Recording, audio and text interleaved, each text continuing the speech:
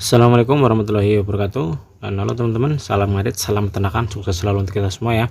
Dan apa kabar ternaknya, apa sudah mulai ada kemajuan ataukah masih mengalami kendala-kendala dalam peternak? Dan semoga kendala-kendala yang teman-teman alami itu bisa teman-teman lewati ya dengan seiring berjalannya waktu. Dan oke teman-teman, saya akan membahas tentang tips ataupun cara supaya ketika kita mulai beternak kelinci itu modal yang akan kita keluarkan ataupun modal yang sudah kita keluarkan itu cepat baliknya lagi teman-teman. Ini khususnya untuk para peternak pemula ya, supaya nantinya ketika teman-teman peternak itu tidak asal dalam menjalankan ternaknya ataupun menjalankan usaha ternaknya, tapi harus melalui beberapa proses ataupun beberapa langkah ya, supaya nantinya modal yang teman-teman keluarkan itu cepat balik lagi ke kita. Nah ini teman-teman, nah ketika kita sudah menentukan arah dan tujuan kita dalam beternak kelinci ya, jadi langkah selanjutnya adalah modal teman-teman, ataupun langkah yang kedua adalah modal. Nah sebisa mungkin modal yang kita keluarkan itu seminim mungkin teman-teman ya. Ini bertujuan supaya nantinya teman-teman ketika ingin modalnya cepat balik itu bisa cepat tercapai ya. Jadi sebisa mungkin minim ya, modalnya seminim mungkin, entah itu mau modal 200, 300 atau bahkan 500 ya. Yang penting budgetnya jangan terlalu besar teman-teman. Kenapa sih? Karena ini untuk meminimalisir terjadinya kerugian di awal. Nah biasanya kalau untuk peternak pemula itu mudah sekali mendapatkan masalah di awal dalam peternak teman-teman ya, seperti saya dulu ya.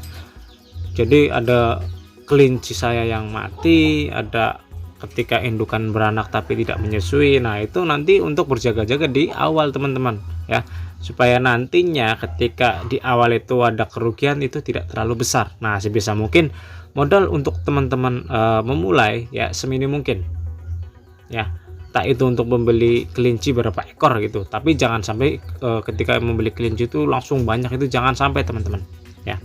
Dan itu yang kedua teman-teman.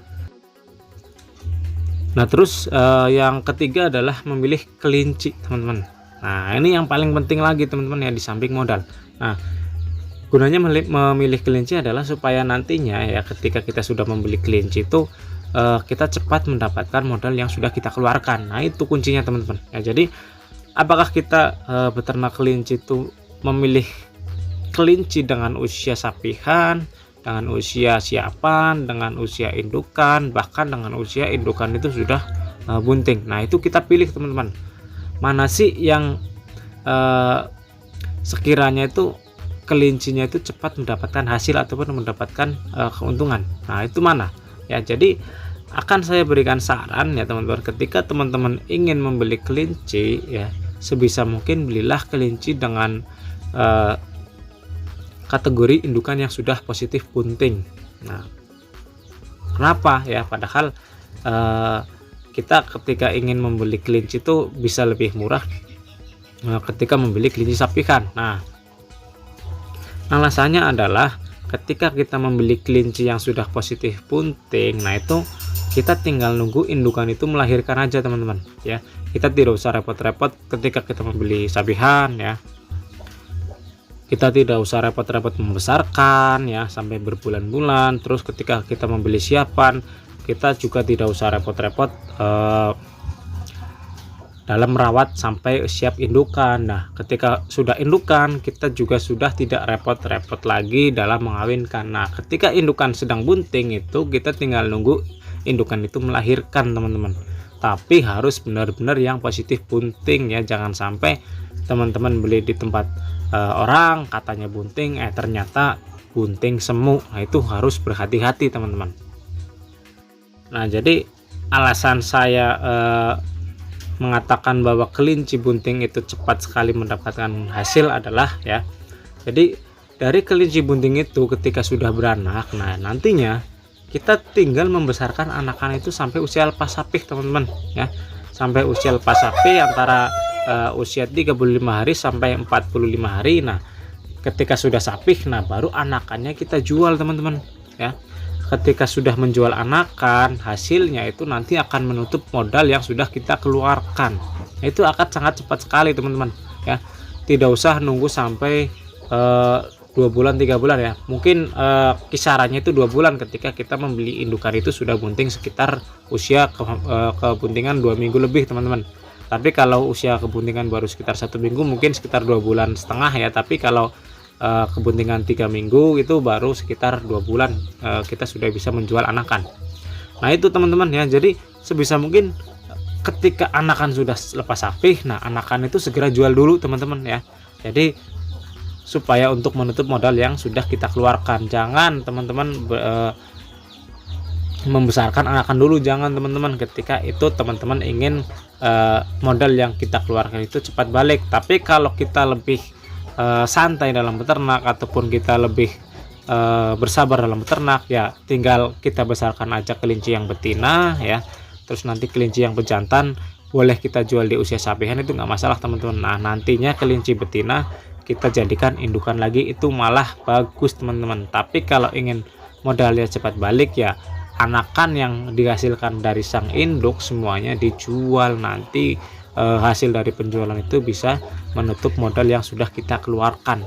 Itu teman-teman, itu kunci dalam beternak kelinci supaya modal yang sudah kita keluarkan itu cepat sekali kembalinya. Nah itu ya, jadi dalam beternak ataupun dalam usaha itu tidak bisa instan ya teman-teman, harus ada prosesnya. Jadi ketika kita sudah mengeluarkan modal ya, kita juga harus sabar dalam menjalani prosesnya ya, supaya nanti modal kita balik itu sabar teman-teman ya, nggak langsung teman-teman. Misalkan kayak baru 1 hari kita mengeluarkan modal itu langsung balik, itu nggak seperti itu teman-teman, harus berproses ya. Bahkan ada yang berbulan-bulan, ada yang bertahun-tahun itu modal baru balik teman-teman, karena itu proses setiap orang itu berbeda ya. Jadi jangan teman-teman pikir beternak itu enak ya, karena kita itu bermain ataupun berhadapan dengan makhluk hidup juga teman-teman, yang mempunyai nyawa ya, yang bisa kapanpun sakit dan bisa kapanpun mati. Jadi apa yang sudah kita rencanakan belum tentu sesuai dengan apa yang kita pikirkan. Nah itu teman-teman, jadi sebisa mungkin ketika kita beternak kelinci itu harus sabar teman-teman ya, nggak usah terlalu memikirkan keuntungan. Nah yang penting kita jalani aja dulu ya. Nah nantinya ya, ketika kita sudah enjoy dalam beternak, ketika sudah nyaman, nah nanti hasilnya itu akan mengikuti teman-teman. Nah itu, jadi pelan-pelan aja prosesnya, nggak usah terlalu terburu-buru.